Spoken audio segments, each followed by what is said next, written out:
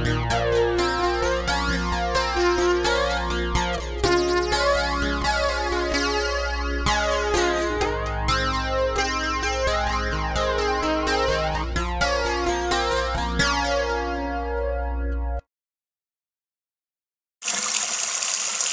water everywhere, not a drop to drink. Hey YouTube, Ohio Prep Dude here, and welcome to episode number 3 of my series, A Beginner's Guide to Prepping. Today we're going to talk about, obviously, water. A disclaimer here, I'm not an expert on storage of water or treatment of water. So what I say here, please research for yourself. I do what works for me. Please do what works for you. Okay, let's talk about containers first.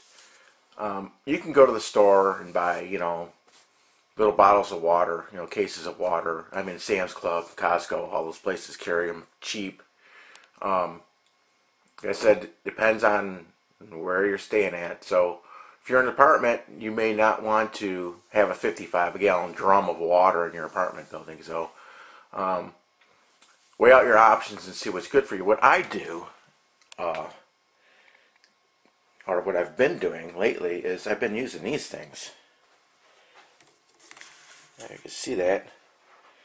That's a juice jug, and I find that, instead of using like a gallon old milk jug, which they end up collapsing for some reason, and a vacuum, you get a vacuum in them and end up breaking. These things are pretty sturdy. They're thick plastic. They got a nice little handle on them, when they're emptied out, I just I clean them out and bleach them, and I just store it like that. Now you can go 5-gallon container, which these things are pretty nice because you can got 5 gallons of water, and they're mobile. I mean, you can pick that thing up and move it around, or you can go, with the barrel. These are 15-gallon barrels. Sorry for the focus, guys.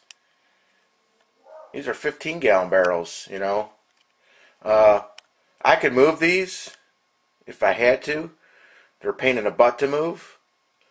But if you go like, I think if you go any bigger than that, they're difficult to move, and they're going to be in one spot permanent. So weigh out your options on that one.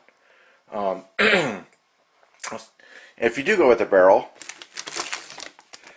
you're going to need a way to get the water out of them things. So if you're on some type of spigot or siphon system, that you can get that water out of those barrels. Otherwise, you got barrels that are useless to you sitting there with the water. And if you can't move them, it's going to be hard to get the water out of them.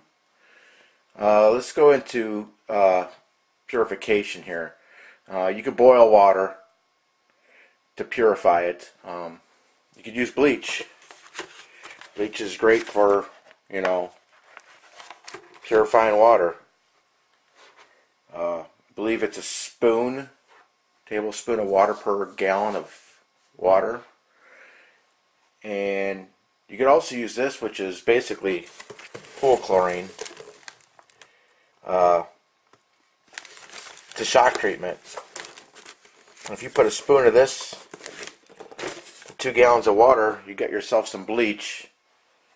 You can make a lot of bleach with this stuff. I mean, a whole lot of bleach. There's a video on YouTube about this. Sorry, I can't remember who put it out there. But please do your research on all this stuff anyway. I mean, you don't want to kill your family, regardless of what I'm telling you. Like I said, I'm no expert. Yes, I know I said a spoon of water to a gallon of water. Completely wrong. It's a spoon of bleach, about a quarter spoon of bleach to a gallon of water. Also, if you have kids, they may not want to drink water after a while. If you're in a situation where you're dependent on your stored water, add some flavoring to it. It'll at least get them to drink water. I know they say that sugar makes you more thirsty, but hey, if the kids aren't going to drink water, you don't want them dying. So give them something that they'll drink. Okay, So like your other options are filtering. I don't own a filter. I don't have one. I never did have one. Don't know too much about them, but you can see here, Survival magazine. It's a Katadine. I believe I'm pronouncing that right. A little hand filter, for like a backpack. That's $200. You know, you got a Berkey like style, 2.5 gallon tabletop filter, little spout on it. That's $200. You got these little straws here, about $10 for those. Little water bottles. Micro Pure, the tablets. You can get those at any really camping store or anything like that.